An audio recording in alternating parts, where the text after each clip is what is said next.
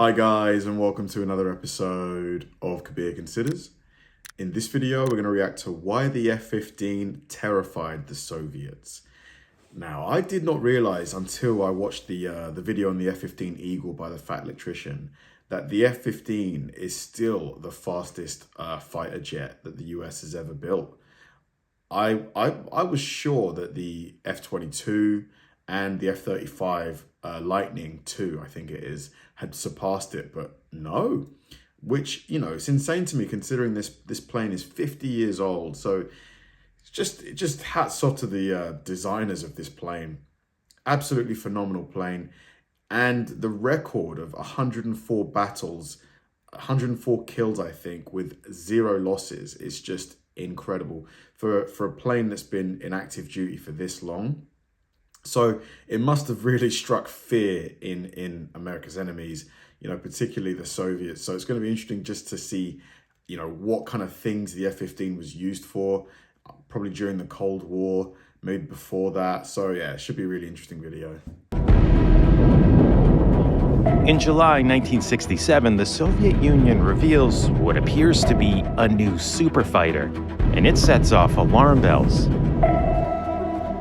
We currently have no fighter in our operational inventory that could consistently, if successfully, combat the Foxbat. It is thought to have multiple air-to-air and long-range air-to-surface missile capability at a speed of Mach 3. With the United States and Soviet Union locked in a struggle for air superiority, the Soviets seemed to be winning. Faced with the prospect of being outclassed in the skies, the United States would respond by engineering the greatest fighter jet in history. Wow, look at that shot. It is still a beautiful plane, isn't it? In the Korean War, early fighter jets like the American F-86 and Soviet MiG-15 squared off in fierce air-to-air battles. Both were light, agile jets built for close-range dogfighting. But by the Interesting. So the front, neither has a cone. I would have thought they would always have a cone to make them more aerodynamic. 1950s, new technologies were beginning to radically transform fighter aircraft design. Powerful new radars could detect the enemy from much greater distances, while newly introduced guided missiles could hit targets kilometers away. Military planners grew convinced that air battles of the future would be fought beyond visual range, where the enemy wouldn't be more than a distant blip on a radar screen. And it meant the newest fighter jet, the F-4 Phantom, was no longer light or agile. It was fast, heavily loaded with missiles, and carried a powerful radar. Many believed that dogfighting had become obsolete, but in reality, nothing could be further from the truth. Interesting. In the Vietnam War, the Air Force's new approach was put to the test, but things didn't go as planned.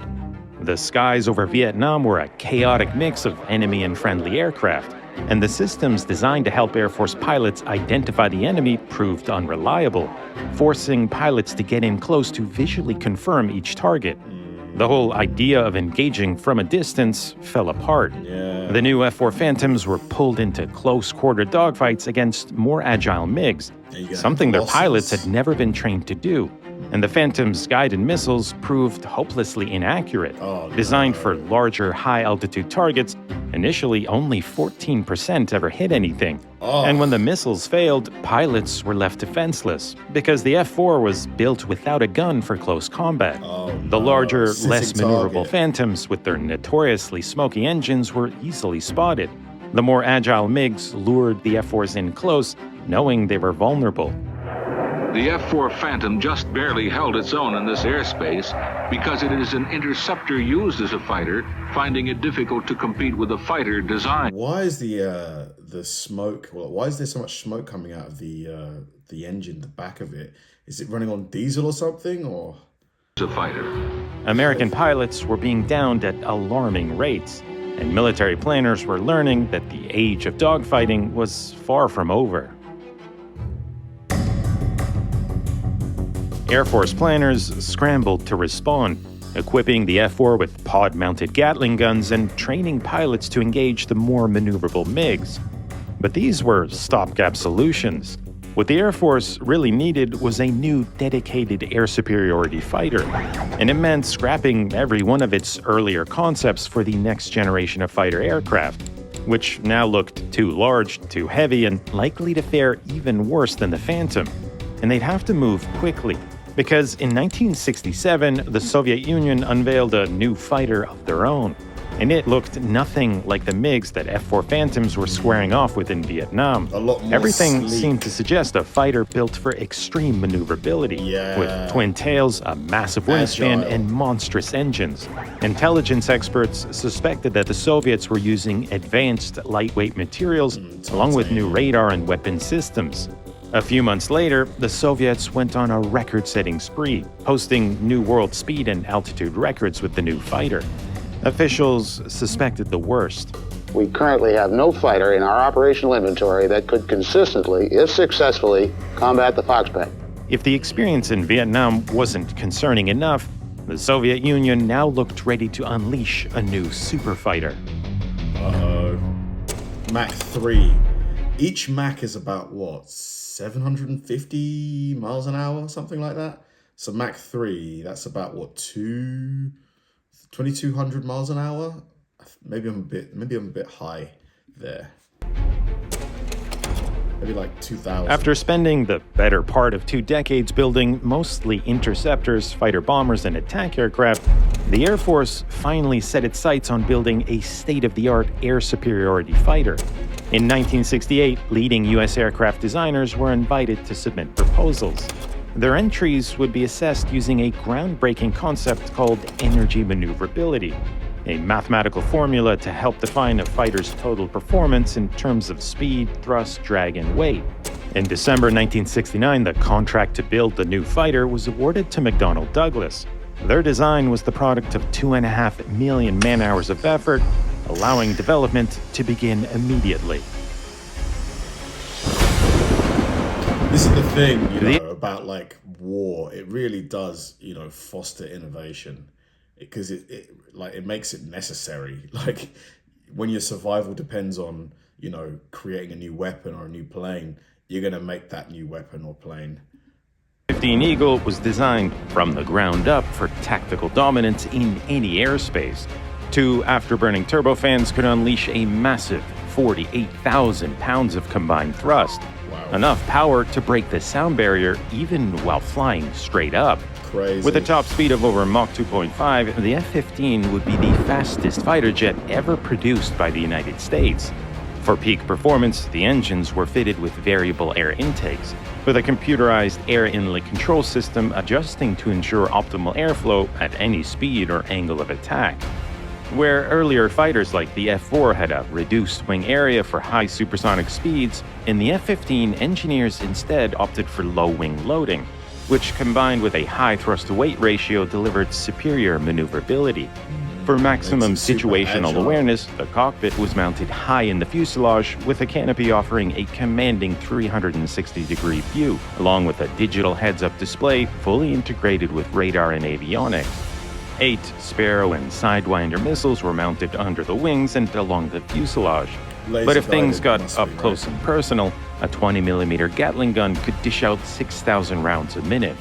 And for maximum survivability, engineers designed in triple redundant hydraulics, low vulnerability flight controls, and a reinforced airframe. With its combination of speed, power, and agility, the F-15 was ready to earn its place as one of the greatest fighters ever built.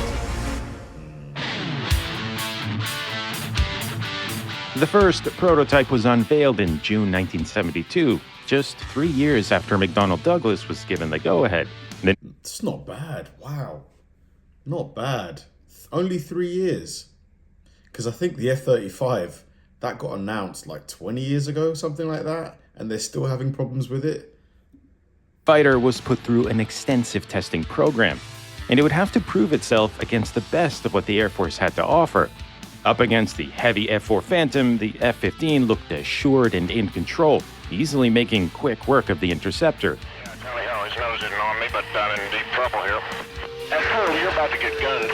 Even the smaller, lighter F-5, used to simulate more agile MiG fighters in combat, struggled to shake the larger F-15. Overhead. I can't do anything about it.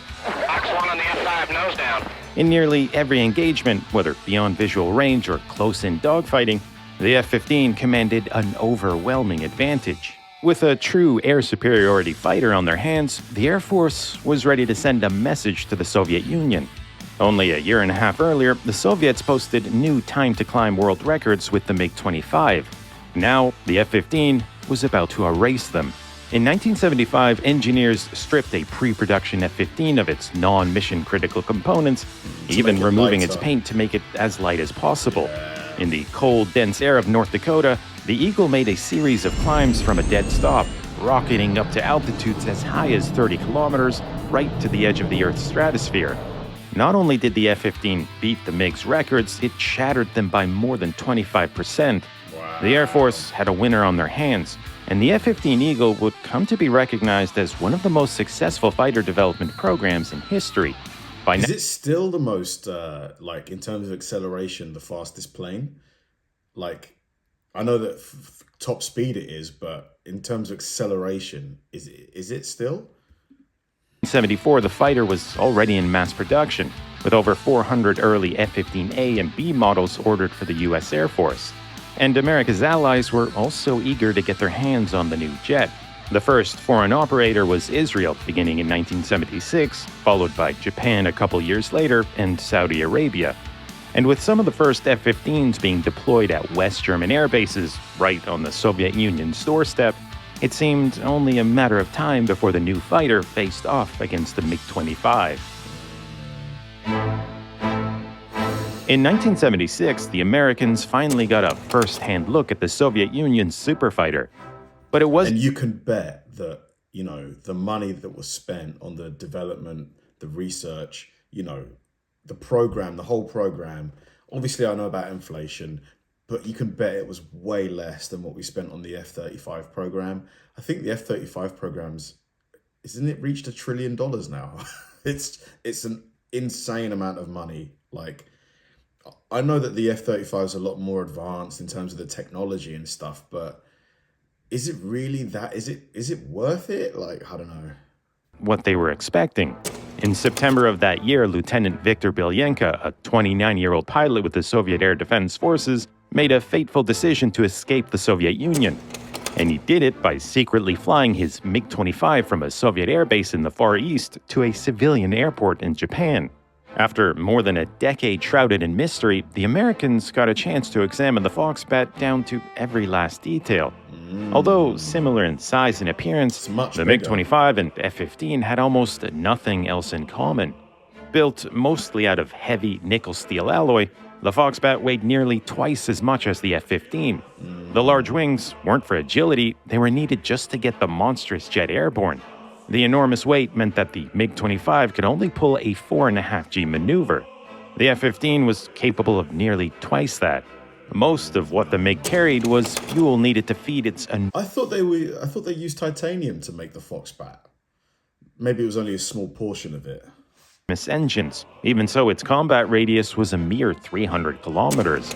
Its avionics used outdated vacuum tubes, and its radar lacked look-down capability, meaning it couldn't even detect an F-15 flying below its horizon. The MiG-25 was anything but the dogfighting monster the Americans had feared. It was purely a high-altitude interceptor, designed to reach incredible speeds to catch enemy bombers. But it wasn't built to do much else.